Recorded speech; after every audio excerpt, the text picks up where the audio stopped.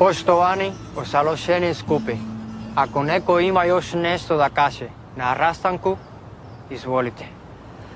Evo, ja bih nešto rekla. Pa da, ipak je ona rođaka preminulog kučka. Justina sam poznavala jako kratko, od kad se uselio kod Une. Takva dobrota i požrtvovanost, to se jednom rodi. Počastvovana sam što sam bila u njegovom društvu. Justin, nažalost, nije imao dece.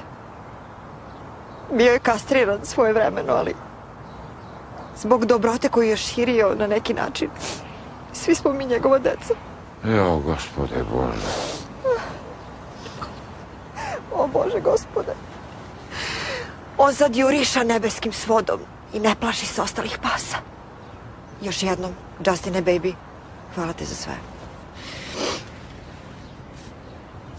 Uz posljednji pozdrav čućemo pesmu koju je Justin najviše voleo. Dva su mala psa preko potoka hteli, a tako Ne ga spuštaju, bit će mu hladno.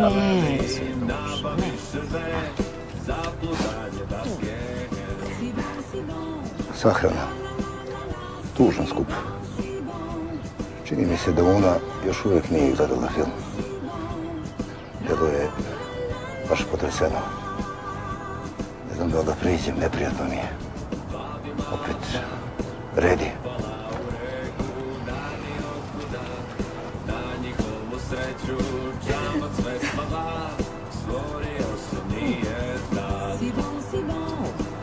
Una, evo, još jednom moje saučešće. Moje saučešće.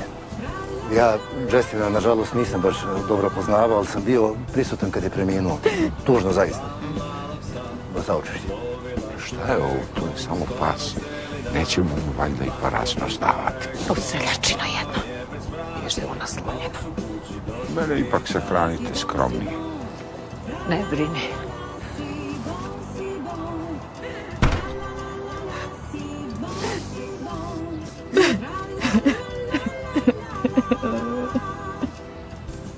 Kristina?